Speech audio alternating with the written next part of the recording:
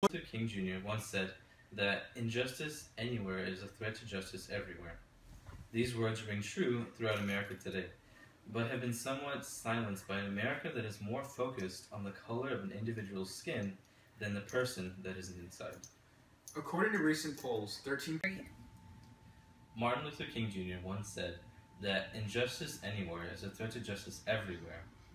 These words ring true throughout America today, but have been somewhat silenced by an America that is more focused on the color of an individual's skin than the person that is inside. According to recent polls, 13% of Americans believe that the reemergence of racism and problems with race relations are the most daunting issues that the U.S. is tasked with facing today. Furthermore, non-white individuals are more than twice as likely to feel that there is a problem with race relations today.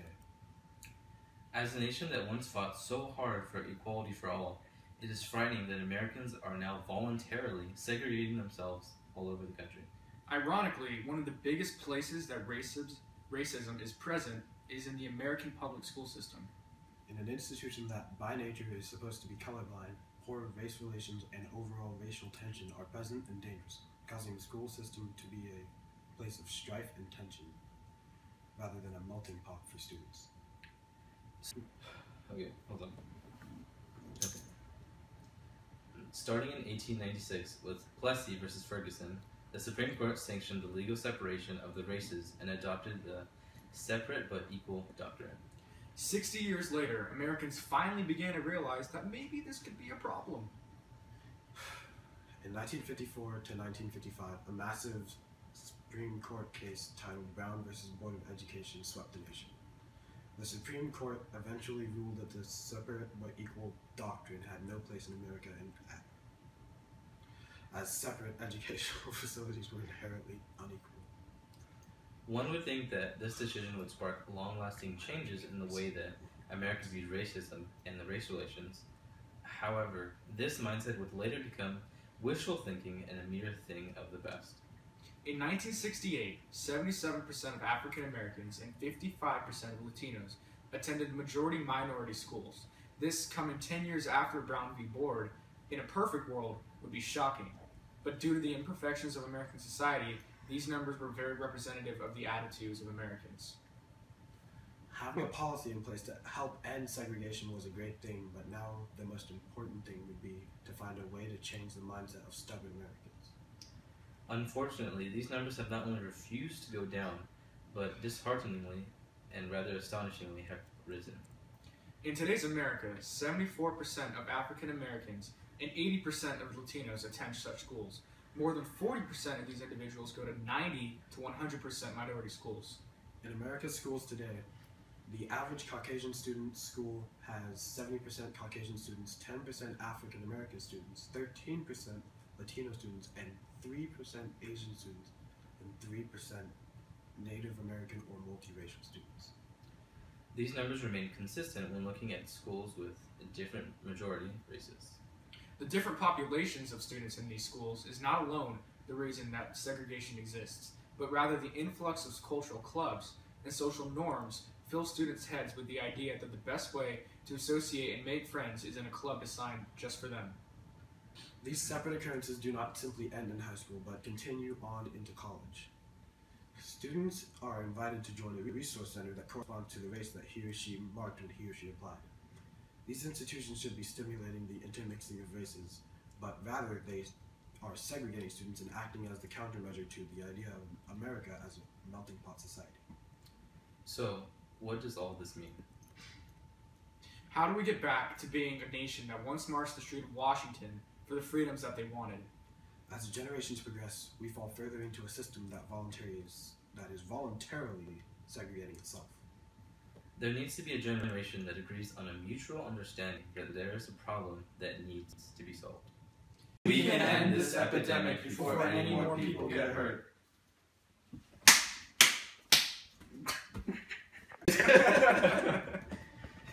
After all, we don't want you coughing up What else can blood. we do? What were we thinking of doing? Martin Luther King Jr. once said that injustice anywhere is a threat to justice everywhere. These words ring true throughout America today, but but have been somewhat silenced by an America that is more focused on the color of an individual's skin than the person that is inside. Oh no! With Pelcy versus Ferguson, the Supreme Court sanctioned the legal separation of the races and adopted the separate but equal doctrine. Plessy. 60 years later, Americans finally began to realize that maybe this was a problem. In 1954 to 1955. What just happened? In 1954 to Stop for a 1955. sec, okay? Alright, we could cut it. It's Plessy. I said Plessy. You said Plessy. No, he said Okay, he did Pelcy. not say Plessy, I guarantee You you. did the last time? No. Yes, you did. Plessy. Wait a minute. Can you go back to it for a second?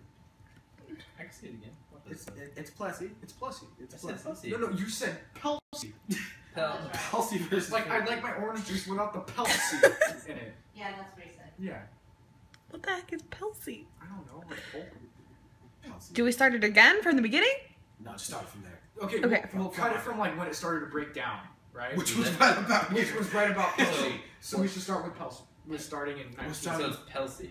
Yes. Plessy. No, Plessy. look. You said Pelcy. These separate occurrences do not simply end in high school but continue on into college. Students are invited to join a resource center that corresponds to the race that he or she marked when he or she applied. These institutions should be simulating the intermixing of race, but rather they segregate students and acting as a countermeasure to the idea of America as a... Let's start that over. You guys are doing great. Yeah, okay.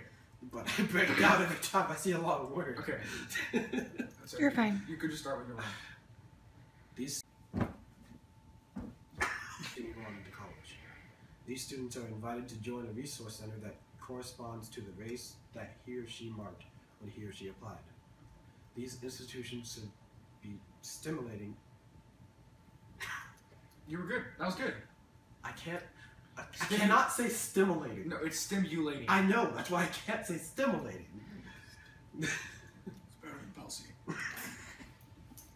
Okay.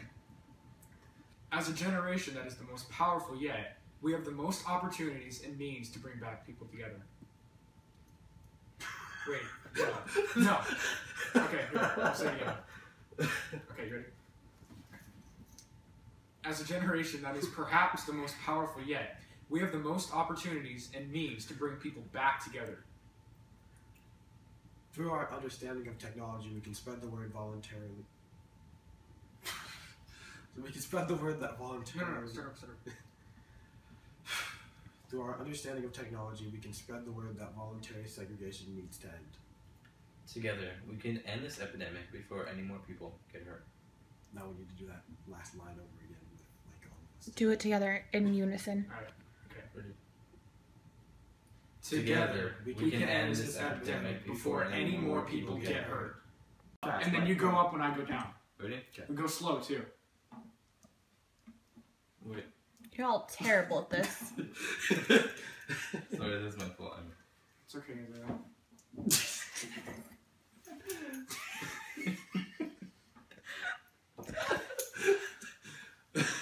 John, are you gonna lay on the table? We're gonna Oompa Loompa this first. Yeah. You have to go down farther. Which line are we going? Like this? Oh wait, we should stand up. Yeah, we should stand up. stand up. Oh. But which Should I be in the middle? Why? Because I'm the short. He's the shortest. Okay. And me and John are like the exact same height to the point. Yeah. We can't To tell. the max. We can't tell. We can't tell. Alright. You guys are already Oompa Loompa-ing it. Oh, that's true. We should just stand on that. No.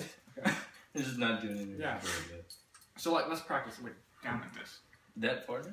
Yeah. Okay. Yeah, to make it I'm gonna beautiful. stand back a Go little like bit that. so I don't like knee the table. So you're like, we're like, Sorry, Mom. But, I need to. Hope we're not being obnoxious. no, you're hilarious. Okay.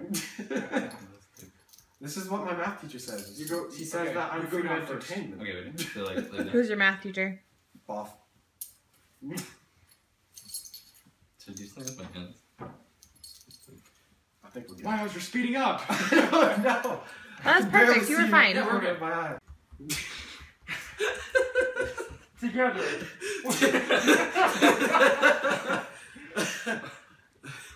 I guess I'll work on that. Keep going. Just make this as awkward as possible. Okay. So, What are we reading? we're reading. Which line are we reading? Wait, are we in the last one? Kelsey. Just bring out Kelsey. We should just start from let's see. Let's start from here. Okay. John, do you want put the lines under his face? And let's just hope you can't. I'll project as loud as I can. Wait. This is the last one. How do we get back to being the nation that once marched the streets of Washington for the freedoms that they wanted? As the generations progress, we fall further into a system that is voluntarily segregating itself. There needs to be a generation that agrees on a mutual understanding that there is a problem that needs to be solved. As a generation that is the most powerful yet, we have the most opportunities and means to bring people back together. Through our understanding of technology, we can spread the word that voluntary segregation needs to end. Together, we can end end this this epidemic before any more people get hurt. You started early. This is so comfortable. Just there you go. John, look We at should the put camera. Eye of the John, Tiger look on. at the camera. Put Eye of the Tiger on. You should do Oh. Starting in 1896 with Plessy, It's Plessy!